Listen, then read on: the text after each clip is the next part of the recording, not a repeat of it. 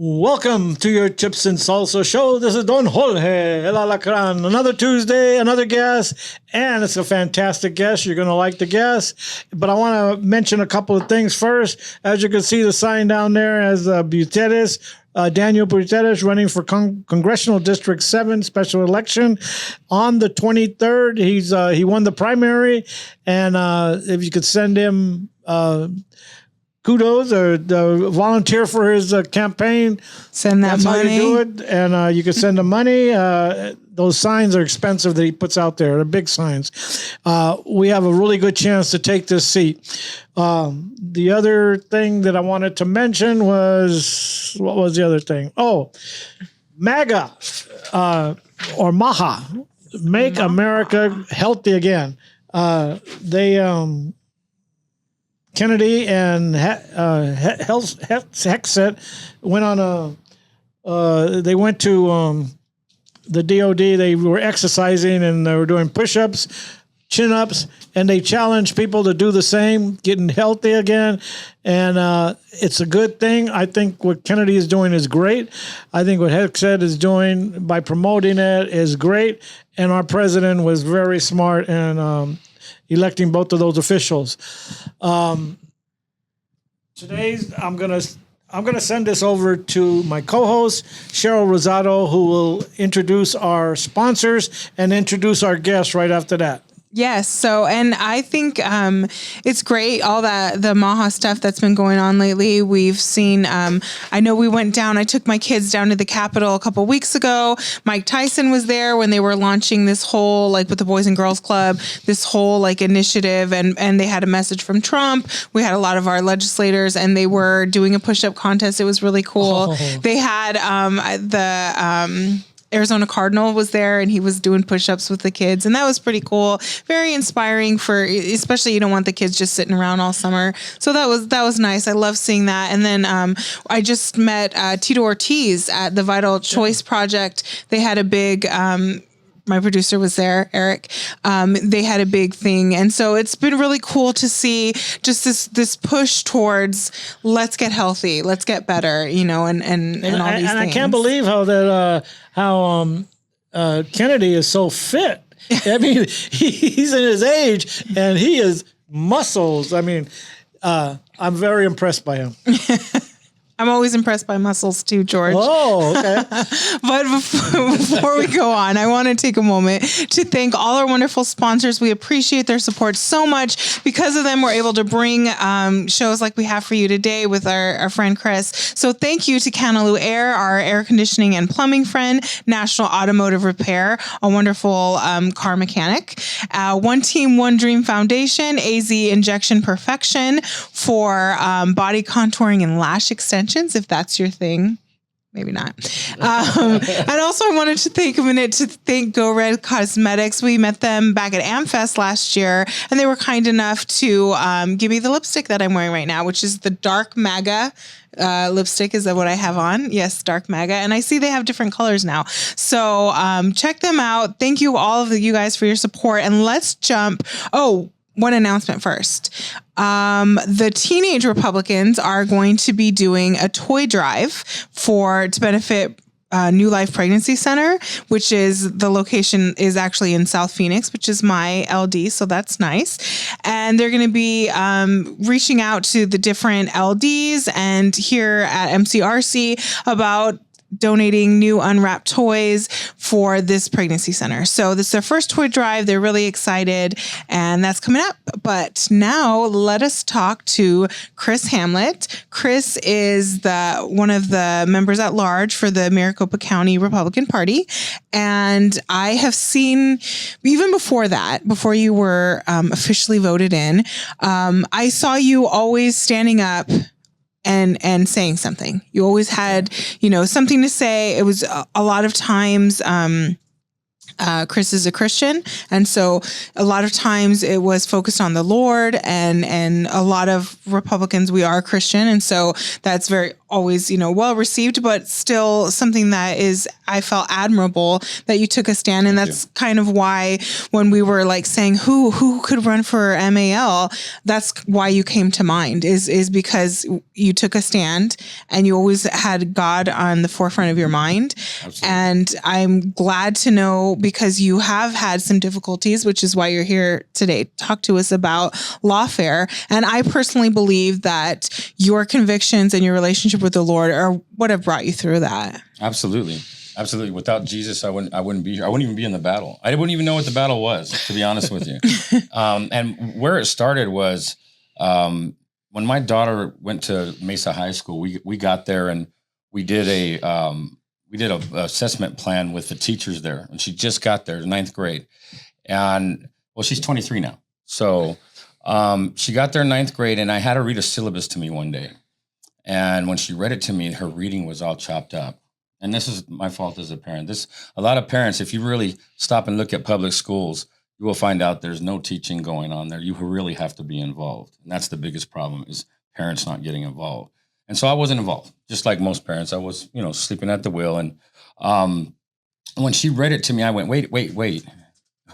What? That's crazy to me. How are you reading? So I had to read it again. I had to read another one, and she still kept doing it. So when I talked to these teachers in 9th grade, and this was she's 23, so that 5, 6, 7, 8 years old, however long ago that was.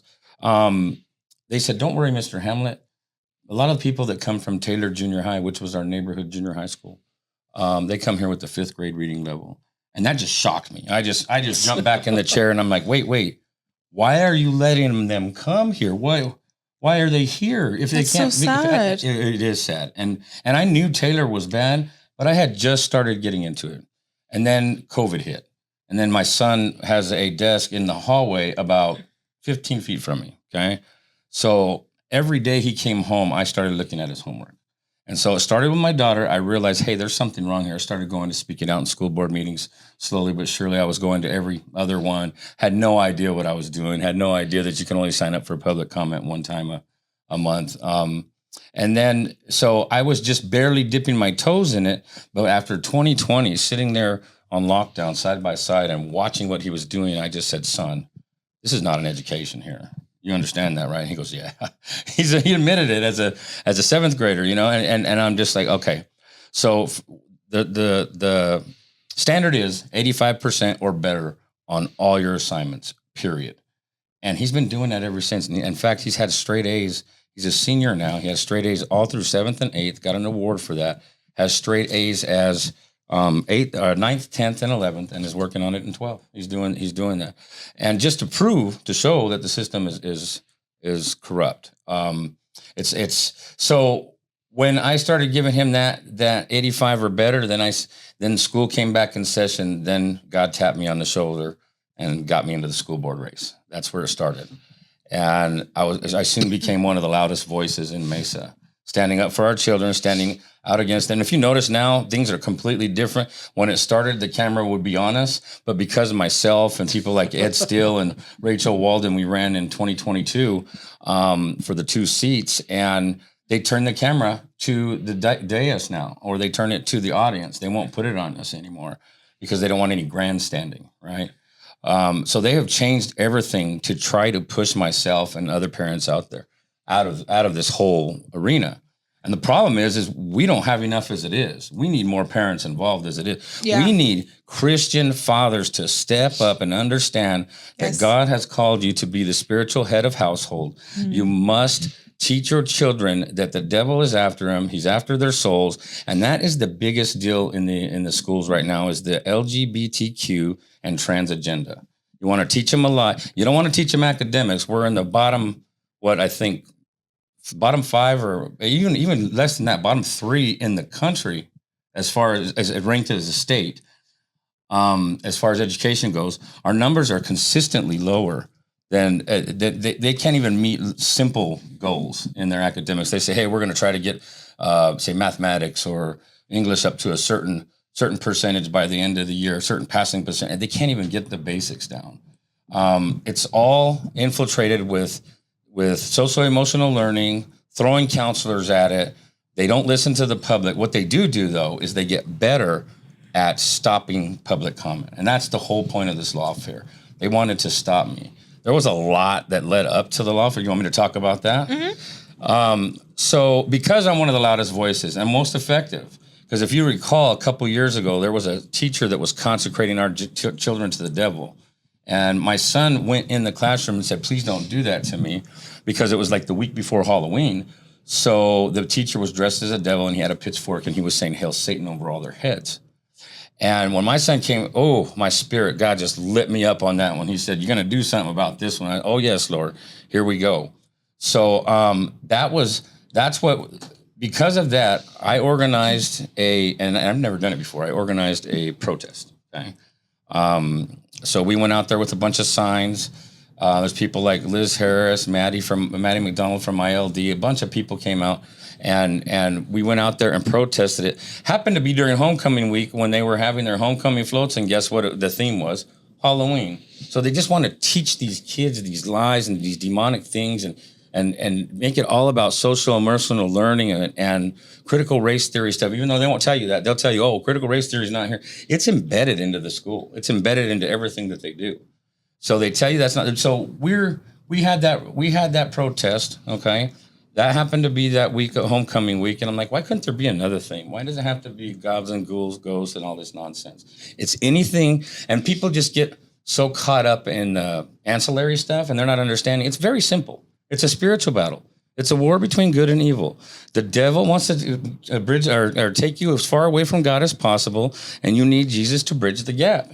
We have got to teach these children the evil part about the whole LGBTQ agenda is that it's a lie, and we're condoning it, and we're teaching these kids it, and it doesn't help, because people that have come back from that have detransitioned or said or turned towards Jesus at some point have said, look, I didn't realize at the time, but I was being lied to, and they recognize that and they come back from that. But if you notice statistically, there's more suicides now. Even no matter how many behavior specialists we throw at it, there's still more suicides. They're never happy with themselves, and it's all basic stuff. It's in the Bible. This is a spiritual battle. It's a war between good and evil for the battle for the souls of our children, and we are losing to the devil in the school. But that is the school board is the ground zero for the spiritual battle. Okay, so I spoke out against that teacher, and that's where it kind of started. They started realizing I was a loud voice and I was very effective. So eventually, that teacher, let's get into that. He actually came from another high school, and we didn't know that. So 2 years later, from 23 to 25, they investigate him. Finally, pull his teaching license for 2 years. They suspended for 2 years. But in their report, the Arizona Board of Education, in their report, they said that he had an incident at the previous high school, which was down the street. And we were wondering what happened. We knew there was an incident there, but nobody could tell us what it was. And so when he finally got suspended after the Hail Satan thing, we saw in the suspension paperwork that, wait a minute, he was writing inappropriate things in girls' yearbooks at the previous high school. Oh, wow. He had not even been at my son's high school for 6 months before he did this.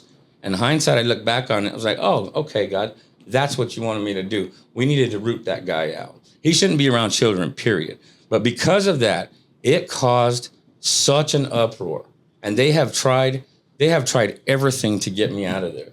And that's when you fight the spiritual battle and you fight with God at the helm, you go in there with the level head. You don't go in there and act all crazy like some of these liberals that go in there and just scream and yell. Nobody's listening to them, right? Mm-hmm.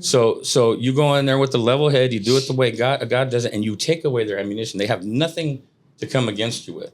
So they've tried everything. They had the current teachers union in Mesa, the MEA. The current president of that teachers union lied. He told them that I used abusive language and that I was yelling at him at some meeting prior to this. And at the end of the day, they found out, hey, that's not true. He didn't do any of that. Yet they still kept the trespass warning that stemmed from that in place. Then in two different occasions, they sent people in to purposely harass me, to try to get me to lose control of my emotions so they can trespass me. One guy started yelling, dropping F-bombs, and I don't like bullies. And I go, what did I do to you? This is at a school board meeting. And he goes, because you're tall. And I went, are you, what? I'm tall. So my son is the same height. So my son's a bully now too. My son's a tall kid. He's 6'4", and I'm just, that's ridiculous. So it was easy to see that they were trying to push me. They were doing everything they could. The board president worked with the Mesa Police Department and tried to get me trespassed. They failed. So they send 2 agitators. They fail. So they have the president of this teachers union. He files a false report. That fails. So what's left? Lawfare. Mm-hmm. And guess what? There's 4 executive board members on the teachers union in Mesa. The president's the one that did the false report. The treasurer, she's the one that sued me for calling her a groomer. And it was only a groomer. So, you groom people for politics, right? You groom them for whatever lifestyle, some presidential candidates are, they're groomed from the very beginning, right? So we understand grooming means preparing somebody for something. Any reasonable reader would understand that, right? So what happened is Peggy McLean from Not in Our Schools did a great article and got one of the teachers doing videos for actually the state, what's Tom Horn? Superintendent? For the superintendent's office doing, and she was just bragging how she had, and I can't remember what the context was. It's some kind of weekly stuff they did. But anyways, Peggy got a hold of that and did some research. And she said, look here. And this lady brags about having trans flags in her room, telling how to tell kids to keep it from their parents in certain roundabout ways, right? And they just are so accepting of all of this whole agenda, right? And so Peggy did this article, and I reposted it on Twitter, and I said, this is all I said. I said, I've been trying to tell you guys for years that this is happening in Mesa. It's much worse than this. These groomers and indoctrinators, it's much worse than this. This is just one that happened to get caught. And because I used groomers in there, she put me on the list. And she put Sharon Benson on the list, who's actually a current board member, but at the time was a candidate. So it seemed to all of us at the time that it was to just shut Sharon up or damage her campaign, which she ended up getting first place anyway in this last run. But so we couldn't understand why Sharon and myself were on it, because all we did was share. We shared the article with Peggy or from Libs of TikTok, and we made comments. That's it. The main beef of this complaint was directed towards Peggy for writing the article, because she at some point used the word sexual grooming in there. So what do? They find the one definition. Her and her attorneys find the one definition out of hundreds that indicates that sexual grooming is preparing the children for that person to have sex with them. So now she's claiming defamation. It's that you said she was personally trying to. Yeah, like nobody. If we really thought that, we'd have been raising a lot more. Ruckus. We'd have been all over that if we really thought that was happening. So it's obvious that it was a totally frivolous lawsuit. It's obvious that it was designed. It's called a slap suit. Have you ever heard of a slap suit? Well, you mentioned it, but before that, no, I'd never heard of it. It's a strategic lawsuit against public participation.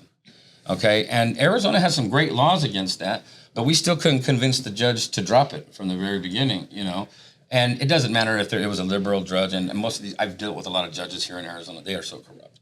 I'm just going to say that blanket statement. They are. And Mesa Police Department. So I'll say it out loud. I'm not afraid. That's the problem. They hate when I do that. Like the Mesa Police Department, there's people I see all the time, they just walk away from me because I just call them out because we'll get into that story if you want to get into that in a minute. But that's another story. There was a gun incident at my son's school. They covered up, and I may end up taking that to court. So, but anyways, let's get back to what I was saying a minute ago. What was I saying before that? Lord help me here. So she filed a lawsuit against all 4 of us, but again, it focused on Peggy and it focused on Tamara Farah. From she was AZ Women to Action that time. Okay. And I think she had something to do with the smart schools. Okay. So they got all 4 of us. But Tamara wrote an article and Peggy wrote the article, and Sharon and I were just kind of ancillary to this whole thing. We were just You're just known people that shared it on social media. And you added some comment. Right. You weren't quoted in the article. You didn't help write the article. Right. And then when I first read it, it was 130. It was so ridiculous. And when I first read it, here's what she puts in here as a problem with her, that she's having sleepless nights, that she's antagonized by this, that, and the other, and it's hurting her out there. And I'm just like, everything I read, I'm like, woman, you need Jesus. You have demons tormenting you. That's exactly what's wrong with you. And that's her problem. That's all of the problem. So they bring, every time we bring up this discussion at the school, at Mesa High School, about the trans agenda or anything like that, they bring their whole crew in. The teachers union comes in, and I mean, when we get up and talk, we just want, you do what you want in your bedroom. That's between you, God, and the other person. I can't judge you for that, but keep that garbage away from our children. That's my biggest problem. So she files it. She knows, because this is a liberal tactic, right? It's a resource suck their money, suck their time, and it's effective. Yes. I'm tired. And it's not the first one, but that, I'll probably get sued again, I'm sure. But I'm still tired from it because, of course, like you said, I'm the MCRC member at large, so I have duties there. I have I'm a single parent. I still have my son at home. My daughter's an adult and out now. But I've got too much going on to be messing around with lawfare. But let's go back to your first question, is like, how did it make you feel? Or when we talked before we even started here. It made me feel like, all right, let's get to it. I'm not afraid to go into the fight. And I'll tell you what, I didn't know this at the time, but God was preparing me for over a decade for this lawfare, for this fight. Unfortunately, I went through a nasty divorce and custody battle, and it was about a 7-year-long fight in the courts. I went from courtrooms to California here, and won cases everywhere because I had the truth by my side the whole time. I retained custody of my children, raised them on my own for about 7 years together before my daughter was out of the house. And so sometimes I had to be my own paralegal.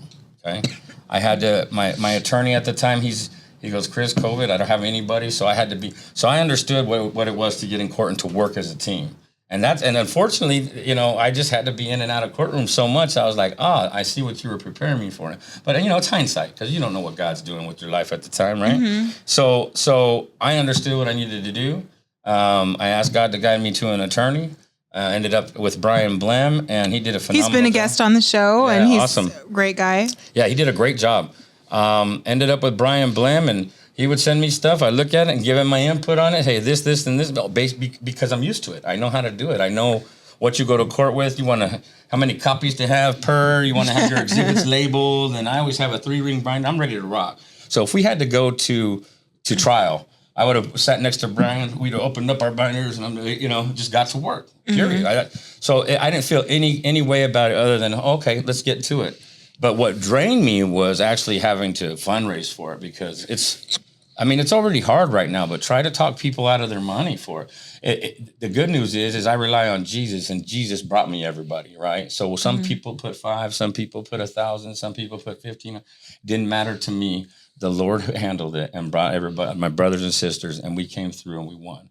And it was a long, hard fight. But so at the end of the day, we had a hearing a couple of weeks back, about 3 or 4 weeks ago now.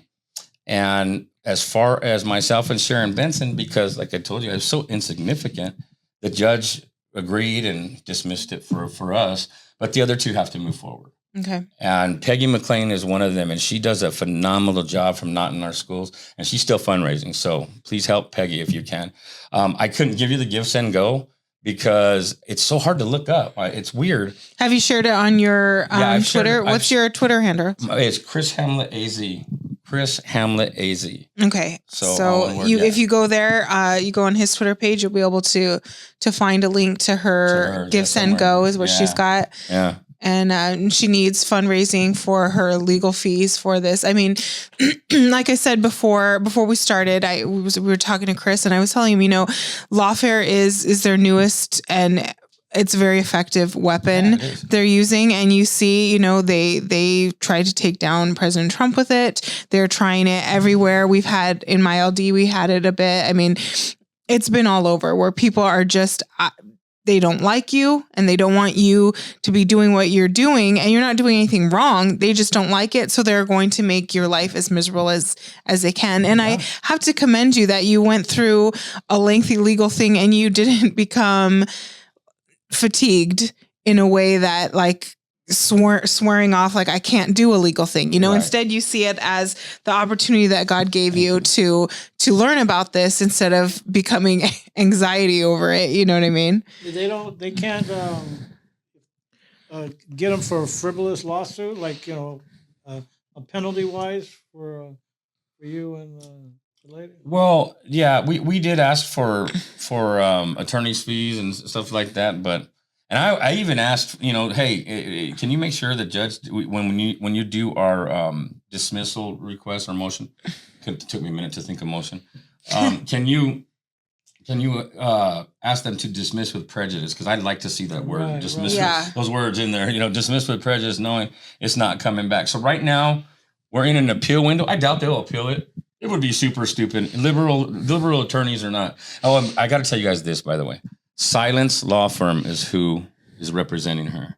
They're trying to silence us. And when we read the names, I was just like, get out of here. The way God worked that was not an accident, right? They're two brothers, and their last name is Silence. So, yeah. And it was just amazing how I was like, get out of here. Only God could, say, look, it's this obvious. You need to fight it.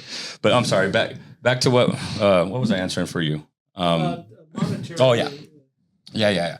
So at this juncture, we don't want to do anything that would open us up for an appeal. So we're gonna leave it for now and see what the outcome is, and just pray and help Peggy and Tamara get through it. Okay. Yeah. Oh, we put a lot of good lawyers. Alex Culloden is representing Peggy. Okay. Oh, I didn't know that. Andrew Gould, I don't know if he's still representing Tamara, but Andrew Gould started representing Tamara. And then I saw some other attorney that didn't look like they were associated with him during the hearing. So I'm not sure how that happened. But so you had Brian Blem, Alex Culloden, Andrew Gould, and America First Legal representing Sharon Benson. So we had some heavy hitters. Yeah, We weren't those are great around. names right there. Yeah, we were ready for trial. And we're not backing down. And I'm gonna tell you guys this: Peggy's not backing down either. I've been light-footing on some. I see some stuff online, and I'll copy her or reply to one of her things, and I kind of tone it down a little until the case is over for her, because I don't want to damage her. She's like, nah, just we're going at it. I'm like, that's what I needed to know. Because you know me, I'm gonna go at you full force. However, God, if He opens up the window, I'm gonna drop every grenade I can on you. So. Yeah, we just really, it's going to be a landmark case if it goes through and it fails and they get found guilty of defamation. It surely will. It will stop people from wanting to speak ever again at the school, and we can't afford that. Mm-hmm. So now if you really step back and add it all up, when it comes to me personally, 2 different attempts to agitate me and get me kicked out of a phony report. Now lawfare, they have done everything they can, and it's like, you've got nothing left. Why don't you just listen to me and the rest of us coming in and do something good for our children? Like, fix the academics, get this garbage out of our classes. Spend less money per pupil. They keep blaming it on demographics, that we're having less baby, which is, there's a slight truth to that, but the devil preaches the word, and he knows more truth than a lot of us, right? So it's hard to see through it sometimes. So there is some slight truth to demographics, but that is not the problem. The problem are our parents are super done with this hypersexualization, grooming, and indoctrination of our children.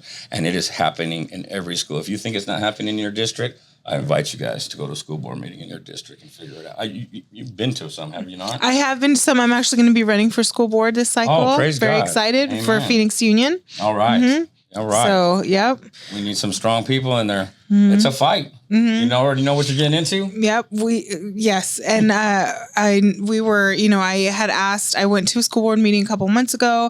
When it was public comment, I asked, can we have a talk about SROs? Because we don't have them, and they kind of shut it down. And Jeremiah Cote is on the board right now. He said he would love to be the member who brings that up if they would let him, and they kind of shut it down. And then at the very last meeting, another person got up and she said the same thing. I like to talk about SROs if we can get that. And they just, shut it down because they're too worried about the land acknowledgement. You know what I mean? Instead of instead of Speaking of caring Jeremiah, about the kids. great guy. That he wouldn't let them.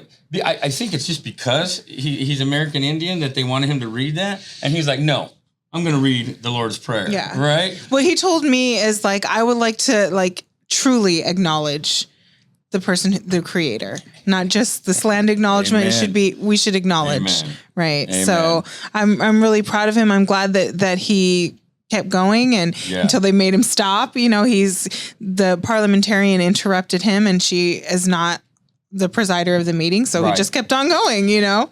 And that's a big problem because we have for so long let these schools go on autopilot. Oh, they know what they're doing, right? And they make it more difficult. So the parents that do reach out and dig into stuff, they end up, you know, placating you, putting you on the back burner, but making things more difficult for you to find out so that you'll just spin your wheels looking on the website. They tell you to look at, well, sir, if you look up this opt-out form, you can go find it here. And by the time you're done with it, you're just like, you know what? I trust these guys. They all have degrees. They're all smart, right? And that's the problem. They've conditioned our minds to let us just drop our kids off and be carefree for the day. We get our kids back, and the only thing we need to be concerned with is if they're making passing grades. That's it. So over the years, we have been conditioned to believe that they are the superior authority. They have all this knowledge and these degrees and academics. Who are you to tell these school people how to run a successful school, right? And so they use that against us. And the average Joe, the average parent is not paying attention, and eventually they'll just get tired and move away. And that's the point. They want to wear you out, tire you out, push you away so they can do business as usual because it really is one big money laundering. Right. scheme. I was going to That's say all because they're making so much money and so many it. people are making so much money. Mm-hmm. That's it. You should see Mesa High School. They've got this brand new purple signs, only a couple of years old. Their aquatic center's all nice, and you know, and it's like, wow. And then they've got a pride club that some teachers are involved in, and they've got flags everywhere on doors. And it's like, well, wait, come on now. You're trying to attract people, or you're trying to repel them away? I can't tell. But they spend thousands upon thousands, millions of dollars upgrading that facility. They have like a whole new building for auto mechanics and welding, and it is super impressive. Super impressive. They do for driving. They do simulators, right? I put my son through it. Really? And when he got in the truck, he was like, "What? This is nothing like it." And I go, "Exactly." So you know, there's a lot behind Mesa High that has a 4-way stop sign there that they've been arguing about 3 years now. No, longer than that. I only known about it for 3 years. Of what they're going to do with that lot. And I said, why don't you guys put it back in play? Why don't you make it part of the ed class again, driver's ed? Because these simulators aren't working. They're barely doing anything to get by. You know, all those schools, but they want to, you know, just dangle the carrot, you know, and say, look how beautiful our school is. Look at that. We got a B this year. We're rated a B. Really, you were a D. They gave you a C, and you. And you go in and you what's it called when you want to dispute that? So they went and disputed their C for Mesa High and got a B. And it's like, so if you really look at the grades, count 2 down and you're about accurate. 2 or 3 down. The whole system is rigged against the parents. The whole system is rigged for against the children. And a lot of people don't know that, or they just see it on the news once in a while, like, you know, one bad thing that happened in Minnesota 2 years ago, and that's it. That's it. That's not happening here. Well, sure it is. I have a file this thick. I just stopped carrying it with me because it was so thick and heavy. So I leave it at home now. So I have a file this thick that I keep on these schools.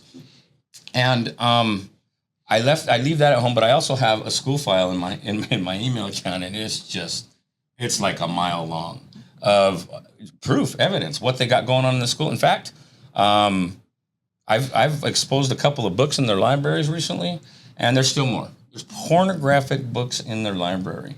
They use cartoon characters and guys laying on top of other guys kissing, and it's like, wow.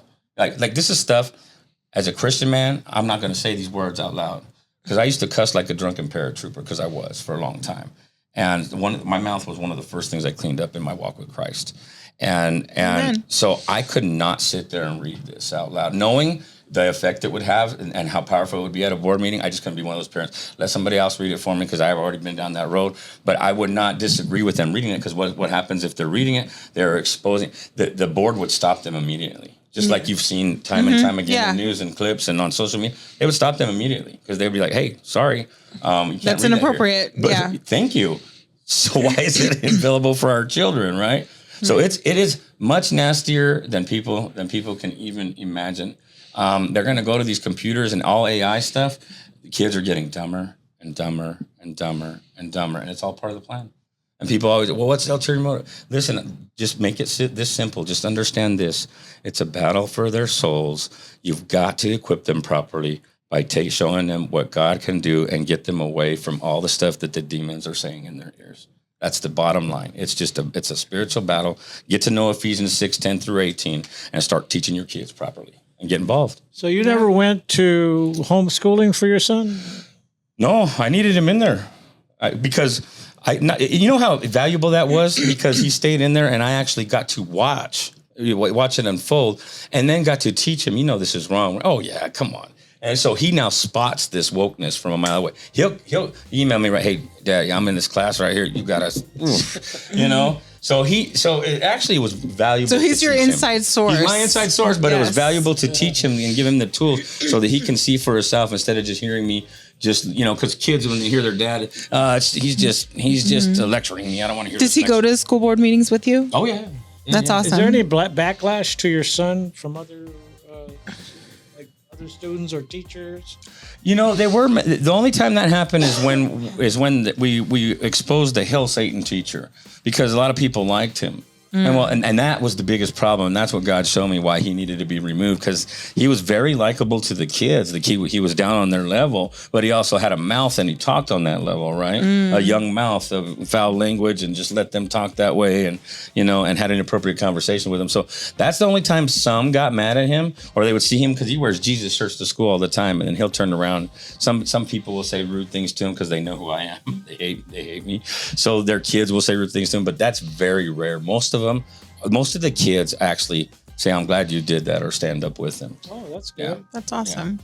Well, it is a battle, and I'm glad that you're in it and you're willing to speak out, because some people are just meant to be soldiers and not exactly mouthpieces as well. So it's nice that you're both, and thank you for what you've done and your strong stand. And it's good to know you, Chris. Well, thank you for coming on our show. I just want to say before we close out, watch your kids around the pools. If you have a pool, or even if there is somebody else's pool, watch your kids around pool. They gravitate to the pool. Be a responsible parent. Also, watch your kids and pets in hot cars. Don't ever leave them. I mean, you see it all the time. Oh, I forgot. No, it's a responsibility as a parent and as a guardian. So God bless you. And have a great week. And thank you, Chipsters, for tuning in. Thank you for enlightening us, because we have people in the school board that do care and do represent us. We all have to get more behind them, and we have to get more involved as being a school. And thank you, Cheryl, for running for a school board in the future. Yes, amen. And we need more conservatives in the school board. Thank you. Thanks for joining us for Conversation and Chips and Salsa today. Bye. God bless y'all.